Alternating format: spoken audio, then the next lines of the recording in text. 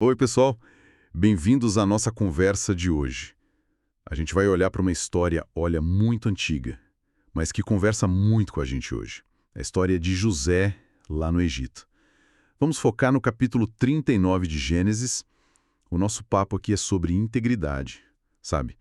E sobre como a gente, ou como ele no caso, conseguiu não só aguentar firme, mas até florescer no meio de situações, nossa, muito difíceis. É isso aí. E a gente está se baseando num estudo bem legal sobre essa passagem, chamado José, Integridade na Adversidade, que detalha bem esses pontos, né? Exato. O objetivo aqui é ir fundo mesmo.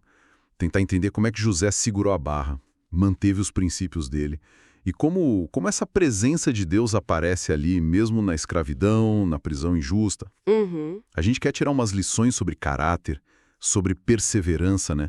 Sobre fé quando tudo tá complicado. Ok, então, vamos lá. Vamos desempacotar isso aí. Vamos. A história pega de novo quando José chega no Egito. E ele não tá lá passeando, né? Ele foi vendido, é um escravo na casa de Potifar, um cara importante lá, oficial do faraó. Sim. E logo de cara, Gênesis 39, versículo 2, já solta uma frase-chave. O Senhor era com José e ele prosperava. Isso é muito forte, né? Mesmo escravo, sem nada, ele não estava sozinho. Exatamente. E o fascinante disso, né, que o material que a gente viu ressalta, é como essa presença de Deus não era só algo que José sentia. Ah, como assim? Era visível. O versículo 3 diz que o próprio Potifar, o chefe dele, percebeu, viu que Deus estava com José e que tudo que ele fazia dava certo. Nossa. Era algo que transbordava, sabe? E era notado por alguém de outra cultura, outra religião. Isso é muito interessante. Isso leva a uma consequência bem prática, né? A confiança. Totalmente. Potifar confia tanto nele que, olha só, entrega a administração da casa inteira. Tudo. Tudo. E aqui tem um ponto que a fonte destaca bem: a integridade do José, junto com a competência dele, gera essa confiança absurda. Gênesis 39, versículos 4 a 6, mostra essa subida dele. Ele vira o administrador principal e a bênção que está sobre ele acaba beneficiando até o Potifar. A casa toda prospera por causa dele. É quase um paradoxo, né? É. A lealdade principal do José era a Deus, que Potifar nem conhecia direito. Mas isso se traduziu numa eficiência, numa confiabilidade tão grande no dia a dia que o Potifar falou, tipo, toma conta de tudo. Mostra como ter princípios fortes pode sim gerar resultado prático, mesmo num cenário adverso. Mas essa fase de relativa calma, mesmo sendo escravo, é interrompida de um jeito bem tenso. Aqui a coisa fica séria, né? Fica. É o teste moral. A esposa de Potifar começa a dar em cima dele. E não foi algo passageiro. O texto diz que ela insistia dia após dia. Imagina a pressão. Constante. E a recusa de José é firme. Mas o principal é a justificativa dele, lá no versículo 9. Como, pois, cometeria eu tamanha maldade e pecaria contra Deus? Ah, isso é central. Totalmente. A preocupação número 1 dele não é nem trair o Potifar, embora isso também estivesse implícito, mas é ofender a Deus. A integridade dele está ancorada nisso aí. É uma escolha muito clara. Claríssima. E é o coração do capítulo, né? José coloca o relacionamento com Deus, os princípios dele, acima de qualquer, prazer momentâneo ou possível vantagem que ele pudesse ter. A fonte que a gente está usando até menciona que algumas tradições mais tarde, sabe, em textos como o Livro dos Jubileus ou o Testamento dos 12 Patriarcas, Que não estão na Bíblia canônica, né? Isso, são textos judaicos antigos apócrifos. Eles falam muito da beleza física de José. E por que isso é relevante? Para mostrar que a tentação era real, era forte. A recusa dele não foi por falta de atrativo, digamos assim. entendi, foi por convicção mesmo. Exato, uma convicção interna profunda. E essa tensão toda explode numa cena, nossa, super dramática. Ela aproveita que estão sozinhos na casa, agarra ele pelo manto, E ele foge. deixa o manto para trás. Um ato de autopreservação moral, né? Só que isso deixa a prova do crime na mão dela. Exato. E aí a coisa vira completamente contra ele. Naquele exato momento, fazer o certo, fugir do pecado, leva direto para a desgraça dele, aparentemente. A mulher usa o manto para inventar uma história de tentativa de estupro, primeiro para os empregados, depois para o marido. Inverte tudo. E Potifar, a reação dele é de fúria, né?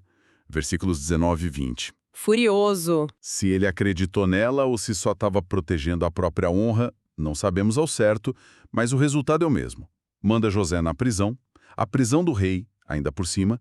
Aquele cara que trouxe prosperidade, que foi super fiel, agora é tratado como um criminoso qualquer. A injustiça é absurda. É um baque, né? Um ponto baixíssimo na vida dele.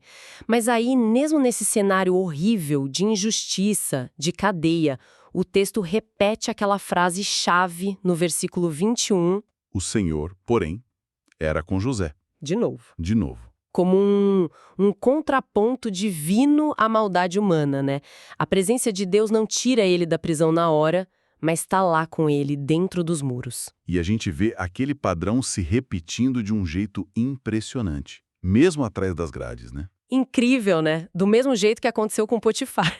Ele ganha a confiança do chefe da prisão. Exatamente.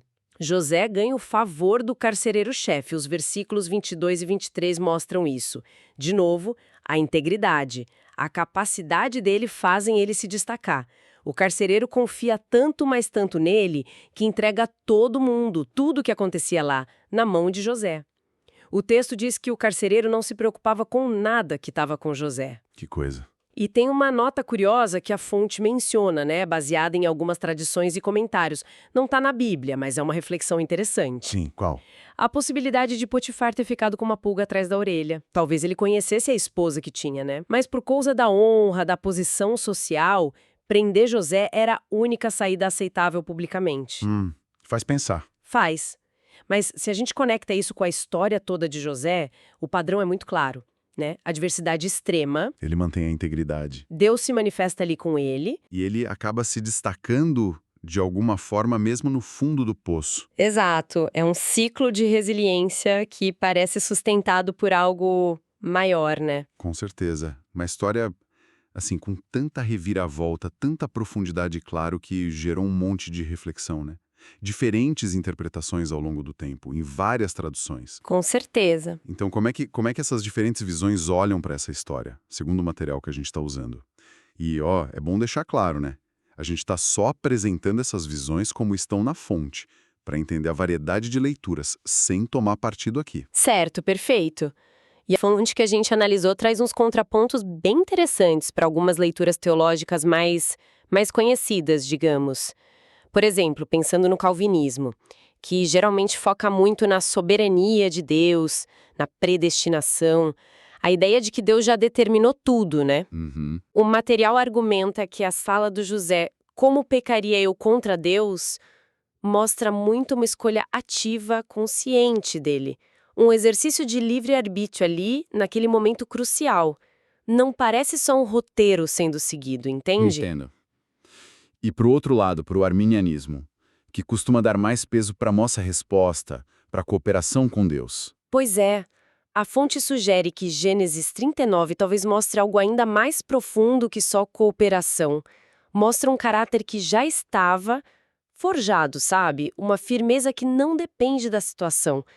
Pensa bem, humanamente, José tinha todo o motivo para se sentir abandonado por Deus, né? Vendido, depois preso injustamente. Mas a integridade dele vem de dentro, persiste apesar de tudo. Interessante. E a leitura católica dessa passagem, como é que fica? Bom, o material aponta que o catolicismo usa muito essa história para falar da virtude da castidade, o que faz sentido, claro. Sim. Mas a fonte traz uma nuance. Questiona um pouco a ideia de que José agiu só para ganhar pontos com Deus, para acumular mérito, sabe? Argumenta que a motivação que ele mesmo expressa, pecaria contra Deus, sugere algo mais relacional, uma obediência que nasce da fidelidade, do respeito a Deus, e não tanto de um cálculo para ganhar recompensa. Faz sentido essa leitura. E o judaísmo? Como é que José é visto nesse episódio? No judaísmo, José é uma figura importantíssima. Ele é chamado de Yosef Hatzadik, José o Justo. É o modelo máximo de retidão, de controle